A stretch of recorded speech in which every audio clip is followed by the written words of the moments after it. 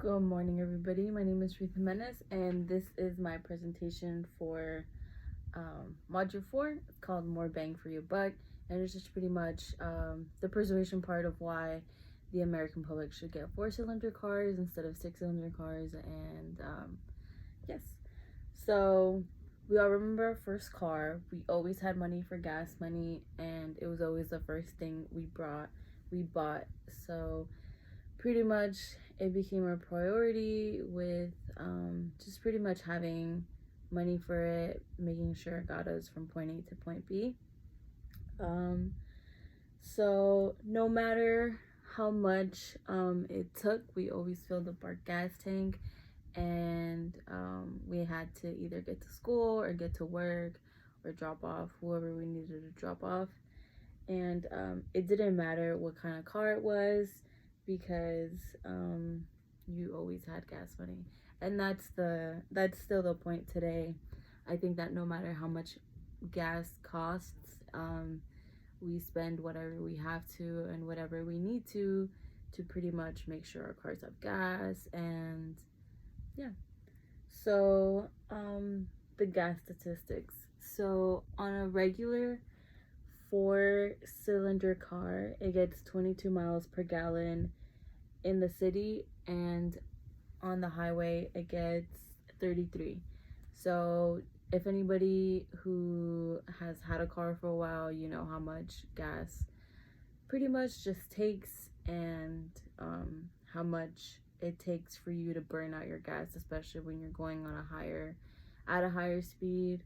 And obviously when you have more weighing on the cylinders, just pretty much that it obviously burns gas really quick.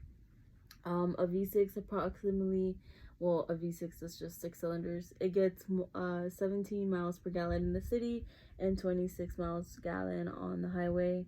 That's approximately about 5 to 7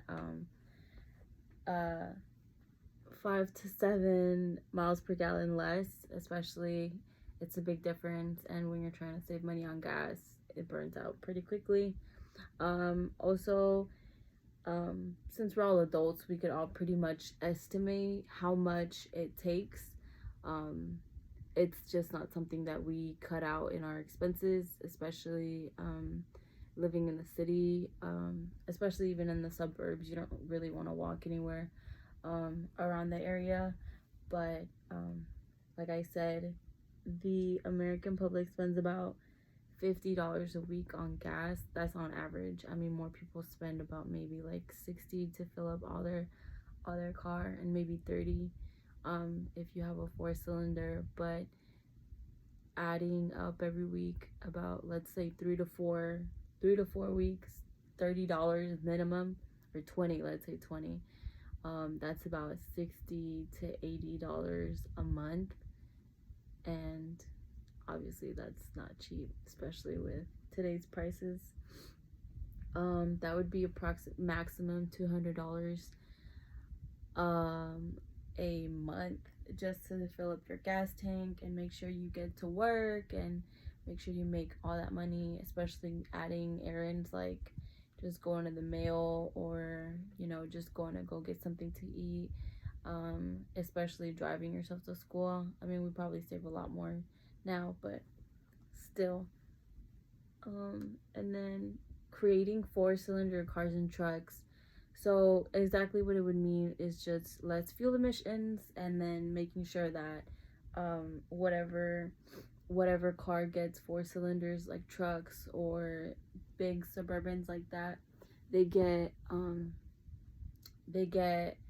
a lot less gas in them, and you don't really have to spend a lot of money, especially when you're driving around, and you're not really like spending a lot of money weekly, monthly, yearly, on a daily basis. If you were to pretty much write down how much you spent a week on gas, it would quickly add up, especially when life isn't really like A, B, and C. It's really like it's not really a given.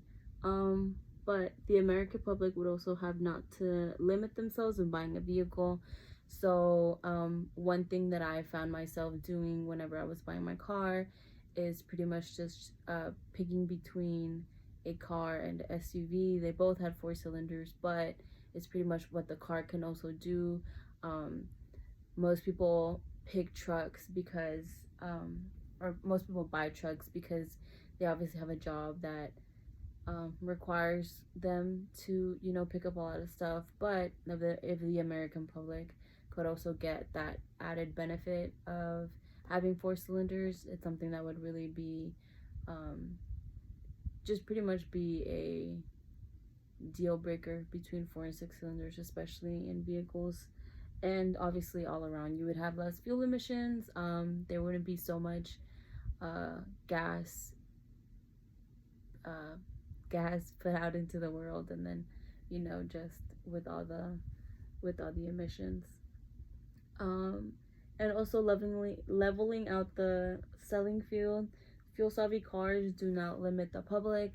So whenever hybrids came out, obviously it was just sort of like um, it was a big deal because most people really didn't think that they could get more miles to the gallon. But it turned out that they were really quiet. They don't put out a lot of fuel emissions, and they're just way cheaper, especially when you take care of them correctly.